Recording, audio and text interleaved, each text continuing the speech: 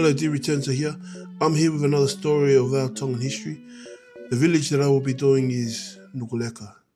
Now, Nukuleka is in the Hahake side of Tonga. It is in between Talafo'o and Hoi.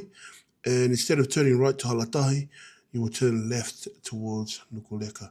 Now, how did Nukuleka get its name? There was an Ekivaka by the name of Leka.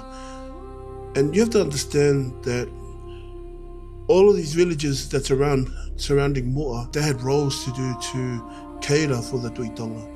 And Leka was the Ekivaka, which means he's the captain of the sailing ships that the Tuitonga used to always go on when they were visiting other islands. And Leka being the Ekivaka, the name Nukuleka meaning the bay, and Leka meaning this Ekivaka, that's how they got their name Nukuleka. Now Nukuleka, whenever he was told that the Tuitonga wanted to go to another island to visit, he knew that he would have to sail to Fiji to create a massive vaka, because Fiji had all the tall trees and all the resources that was good to build the massive vaka. Why did he have to build a massive vaka? Because the Tuitonga will always have his entourage, and he had to carry a lot of his family, the warriors, and also those that are taukei in sailing the vaka. So know that the relationship between Tonga and the Lau Islands of Fiji has been a relationship way before Ma'afu. Tongans will go there and build their vaka, and they will create a relationship with the locals and teach the locals on how to build the vaka and how to sail the vaka. Well, we all know the monuments that are in Tonga, the rocks, all those big massive stones are not from Tonga. They were brought from other islands. So the vaka that they have to build, it has to be strong enough to carry not only the entourage of the Tuitonga and the warriors, but also those massive rocks to bring back. So the engineer behind that vaka, the mind behind that vaka, had to be very experienced in taukei. Now, there's a lot of history on Nukuleka about being the center of the Polynesian civilization. But I won't get to that. There's a lot of information there online. But I would like to speak about the sail when they used to follow across the Pacific Island. Now, there's one thing that I do notice no one talks about, and that is the engine of the vaka. Now, you're probably thinking the motor engine. Now, I'm meaning the people that were on it and the role and the fatungia that they had to do on that vaka. It was a constant work, it was a constant precision. Accuracy had to be perfect, because if they were 1 millimeter off to the left or 1 millimeter off to the right, they would miss the island. So the experience and the mind that you needed to be on this vaka, the captain, but also the cruise ships, had to work constantly to get to those places. And this is the engine that the Tongans have adapted in their normal life. The first one is whakaapa-apa, which means respect. The Tongans understood one of the most important things to have as a character is respecting each other. First of all, respecting the authority, which is the Tuitonga and his family. But most importantly, to respect the captain, and that you let the captain know that he can trust you and you can trust him.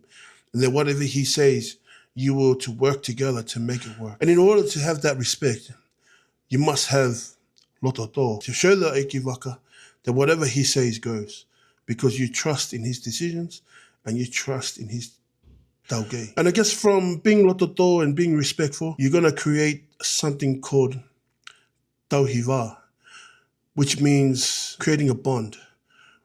Within that relationship, you have to understand, when you're going on this vaka was a life and death situation. You weren't even going to be sure if you were going to make it or not. So understand that when you jump onto this vaka, the only ones that you have are the ones that are on the ship. And that you have to be willingly to lay down your life for that person right next to you. Because that's the kind of energy that is needed on that ship. Now know this, whenever these voyagers had left Tonga, it was kind of like a funeral when they had to say a farewell. Because the parents, the mother, the father, the brothers and sisters, they weren't even sure if they were going to see whoever was going to go on that vaka again. So when they said their goodbyes, it was like, this is it. We might not see you again. So understand, like everyone that was on that vaka, they had a whatongia and a role to tauhiwa, to keep each other in company, to encourage each other, to push each other, especially in this life and death situation, sailing. From the tauhiwa, you would create a thing called mamahi'i mea. Mamahi'i mea, if I was to put it in words, Einstein says that you have not lived unless you find something worth dying for. And this vaka, you had to go on this vaka with that energy. In this life and death situation, you were letting your brothers next to you and the warriors next to you to know that you were going to give it your all and nothing less. Those are the 4 pillars that the Tongans still hold on to today.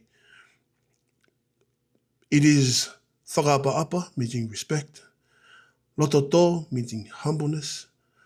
Tauhiwa, unbreakable bonding. Mamahi'i mea, to give it everything you've got, to die for. Now, along that sail, there was another thing that the Tongans used to do, which is called tauhiwa. And they used to sing chants on that vaka. And that was basically to encourage each other, to entertain to the tuitonga, to come together as one. Because obviously when you're paddling, if there's no wind, you're paddling and you're going to give it your all. So it was kind of, they'll sing together and you can hear them from miles and miles away when they would rock up. And apparently the ships, the vaka that the Tongans used to build were the biggest vakas in the Pacific. So everyone would know when they were to rock up, they would come with not just their one vaka, they would come with heaps, traveling to the next destination. But other than that, that is my take on Nukuleka. I thank you all for listening.